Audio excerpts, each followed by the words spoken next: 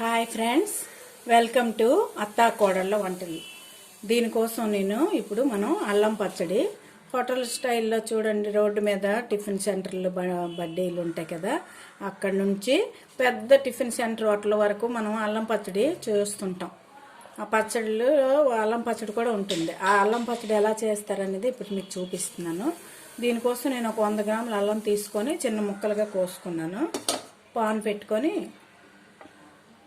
ఒక 2 spoons oil వేసుకోండి, సరిపోతుంది.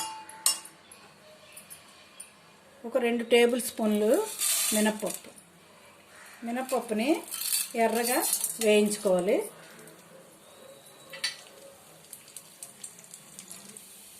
మినప్పప్పు చూసారు కదా, ఇలా ఎర్రగా వేగాలి.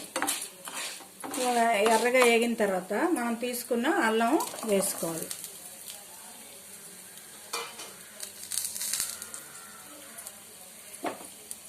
అల్లం వేసుకొని అల్లం కూడా కొంచెంసేపు వేయించుకోవాలి.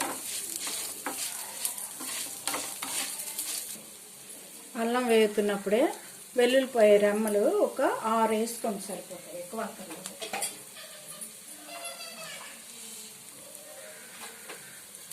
అలాగే ఒక 1/2 స్పూను జీరా. ఇప్పుడు ఒక 8 నుండి 10 వరకు ఎండుమిర్చి, మీరు తీసుకునే అల్లం బట్టి కారం బట్టి వేసుకోండి. చింతపండు ఒక చిన్న నిమ్మకాయ అంత అయితే సరిపోతుంది. ఇలా విడదీసి వేయండి. ఇందులోనే ఒక 50 గ్రాముల వరకు బెల్లం వేసుకోండి. అది కూడా బాగా కరగాలి. ఇలాగా వేడి చేస్తే మనకి బెల్లం కరుగుతుంటుంది. అందులో ఇవన్నీ కూడా బాగా వేగితే బాగుంటాయి. ఈ బెల్లం ఇలా కొంచెం కరుగుతుంది కదా. ఇప్పుడు ఒక చిన్న గ్లాస్ ఉంది కదా, ఈ గ్లాస్తో గ్లాస్ వాటర్ వేయండి. ఈ వాటర్లో ఇవన్నీ నాని బాగా దగ్గరికి రావాలి. దగ్గరికి అయ్యే వరకు ఒక క్షణం ఉడికించుకుందాం. ఇలా ఉడికించడం వల్ల మనకి మెత్తగా స్మూత్గా వస్తుంది పేస్ట్.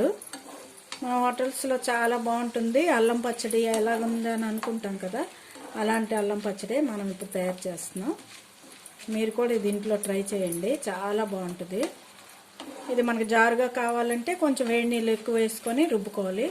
లేదు ముద్దలా గట్టిగా కావాలంటే కొంచెం దగ్గరగా రుబ్బుకోవాలి. ఇది కొంచెం మనం ఇందులో ఉడికించుకోవాలి. ఒక 3 to 4 minutes అయితే సరిపోతుంది. చూసారు కదా, ఇలా కొంచెం దగ్గర అయిన తర్వాత ఇలా చాలు.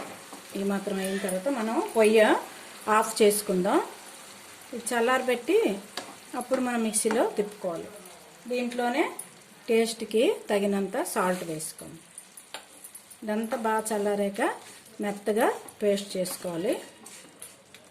వేరే బౌల్లోకి వంపామనుకోండి వేగం చల్లారుతుంది. ఈ పాన్ వేడిగా ఉంటుంది కదా, ఇందులో చల్లారుతుంది. ఇలాగా వేరే బౌల్లోకి ఇలా వేసుకుంటే ఈ పొయ్యిని తీసి కొంచెం పక్కన పెట్టుకుందాం. చల్లారాక అప్పుడు మిక్సీ చేసుకుందాం. ఇప్పుడు ఈ పచ్చడికి పోపు వేసుకుందాం. ఒక 2 స్పూన్స్ ఆయిల్ వేయండి. దీంట్లోనే మినప్పప్పు, శనగపప్పు, ఆవాలు, జీలకర్ర, పోపు గింజలు, అలాగే దంచుకున్న వెల్లుల్లి ఒక 4-5 రెమ్మలు.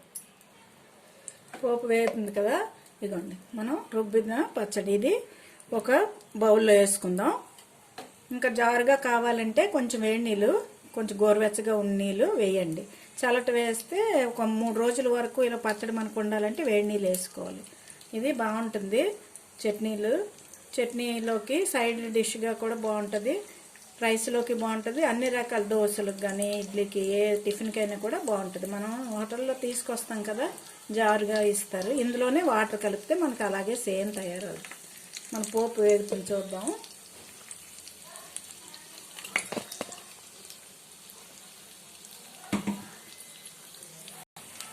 పోపు వేస్తున్నప్పుడే కొంచెం వేగాయి కదా, ఎర్రగా అవుతున్నాడు. మనం ఒక మిరపకాయలు ఉంటే వేసుకోండి, ఎండుమిర్చి ఒకటో రెండో వేసుకోండి, పోపుకి ఎక్కువ అక్కర్లేదు. ఆల్రెడీ మనం అందులో మిరపకాయలు వేసాం కదా, కారం అన్నీ బాగున్నాయి, సరిపోయి పోపు అయిపోయింది. పొయ్యి ఆఫ్ చేసుకుందాం. ఇలాగా ఒక బౌల్లోకి తీసుకొని మనం వేయించిన పోపు వేసుకోండి, చాలా బాగుంటుంది.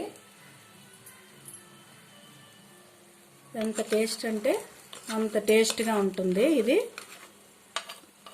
టిఫిన్ సెంటర్లో మనం తెచ్చుకున్న అల్లం పచ్చడి. అలాగే మీరు కూడా ఇలా ట్రై చేయండి, చాలా టేస్ట్గా ఉంటుంది.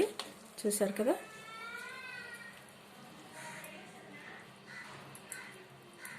చాలా చాలా బాగుంటుంది.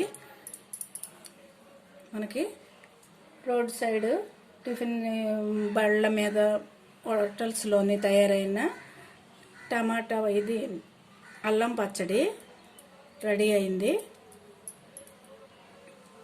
ఈ వీడియో మీకు నచ్చినట్లయితే షేర్ చేయండి, లైక్ చేయండి. కొత్తగా చూసే వాళ్ళైతే సబ్స్క్రైబ్ చేసుకోండి. Okay, thank you for watching.